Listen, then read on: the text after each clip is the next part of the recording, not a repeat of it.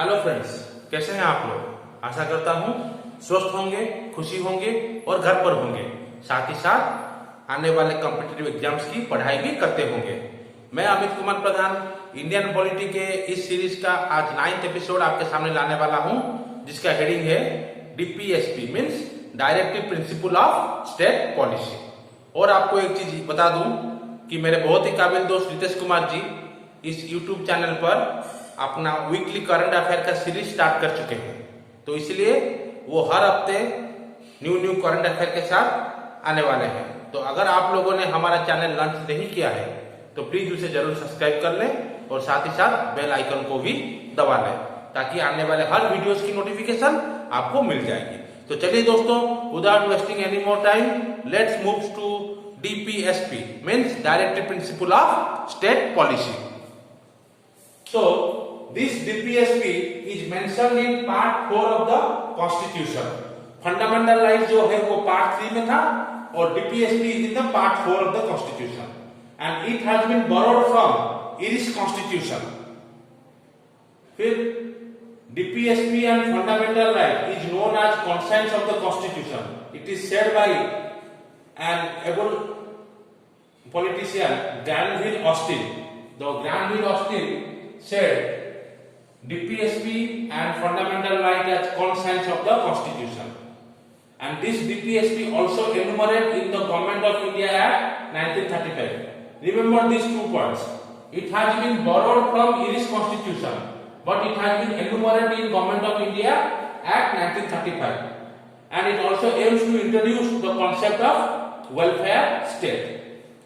Moreover, like fundamental rights, DPSP are not justiciable, means it is not legally enforceable.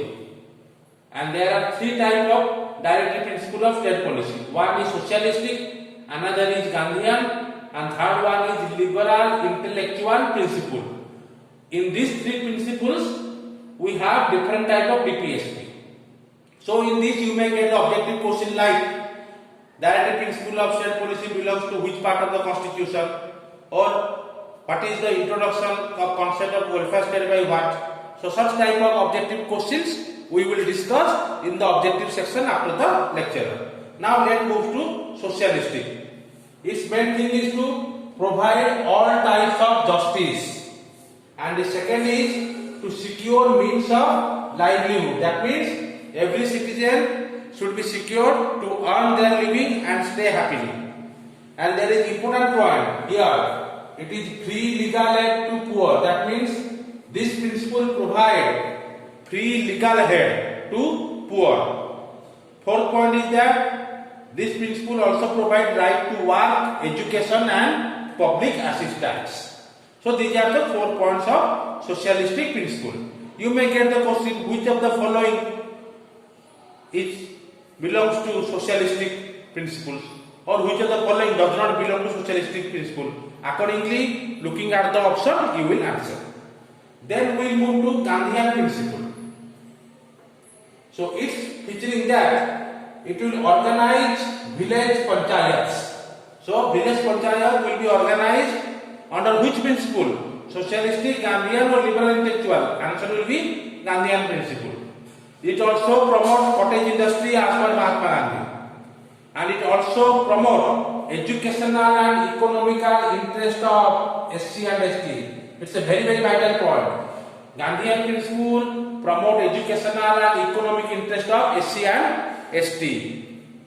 Similarly, it also prohibits consumption of intoxicating drinks and prohibits slaughter of cows. So these are the important points of Gandhian principle. Now we will move to liberal intellectual principle. This is provide early childhood care and free education. This is very important. Free education, many times free education people get confused with socialistic approach. No, free education is under liberal intellectual principle. It also secure to all citizens and uniform civil code. Third, it will protect and improve the environment. That means protection of environment is also under liberal intellectual principle. Then fourth point is that to protect monuments and places of historical importance. That means it is the duty under this principle to protect the monument and all the monuments of historical importance. Okay, so these are the initial three directive principles of state policy. Again, we have few new directive principles that is done by 42nd Amendment Act 1976. So 47 Amendment Act 1976 are four new directive principles beside this. What are these? First one is healthy development of children under Article 39. Second, equal justice and legal help to poor, Article 39A. Third, participation of worker in management of industry, article is 43A. And the fourth one is protect and improve the environment and to safeguard forest and wildlife.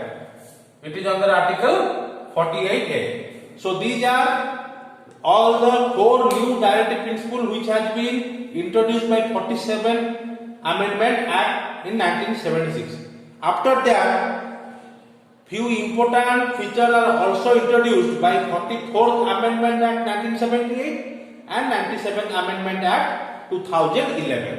So according to 44th Amendment Act 1978 provides for equality in income, status, facility and opportunities to all the citizens of India. That means it provides the opportunity of equal level of income, status, facilities and opportunities. Again, this 97th Amendment Act add a new directive principle for a cooperative society. Question may come, cooperative society has been introduced as a new directive principle of state policy under which Amendment Act? 42nd, 44, 97, 26. Your answer will be 97. So these are all the directive principle of state policy. Now there is an important confusion among the students about fundamental right and directive principle of state policy. So I have just make a brief difference between fundamental right and DPSP, which will make you clear about these two things. So first is fundamental right, another is directive principle of state policy. This is called as negative, this is called as positive. Why? Because it prohibits state from doing certain things, while it requires state to do certain things. Means role of state is not important here, while role of a state is important here. Secondly, it is justiciable, that if you are denied fundamental right, you can move to court or it is legally enforceable, while it is non-justiciable. Third one has, they have legal sanction, but here it has moral and political sanction. Look, these are legal sanction, these are moral and political sanction. Then fourth point is establish political democracy. This established social and economic democracy, because this is the development of the society and economy, while this is the development of a polity. Moreover, fundamental right it belongs to individual, that's why it is concerned with the welfare of individual, while DPSP concerned with the welfare of the community. Whole community will be welfare by this DPSP, while only individual will be welfare by fundamental rights. So there are few important politicians who have mentioned some statement about directive principle of state policy that may generally also comes in question. Now let us look at that. Here Ketisa called DPSP as a check in bank payable only when resource of bank permits. Similarly, T.T. Krishnamachari called DPSP as veritable dustbin of sentiments, while K.C. Were called DPSP as manifesto of aims and aspirations. Question will come, who said DPSP as veritable dustbin of sentiment? K.T. Shah, T.T. Krishnamachari, K.C. Were or B.R. Ambedkar? Answer will be T.T. Krishnamachari. So now we will move to the objective question, where we will discuss all the objectives in details. So now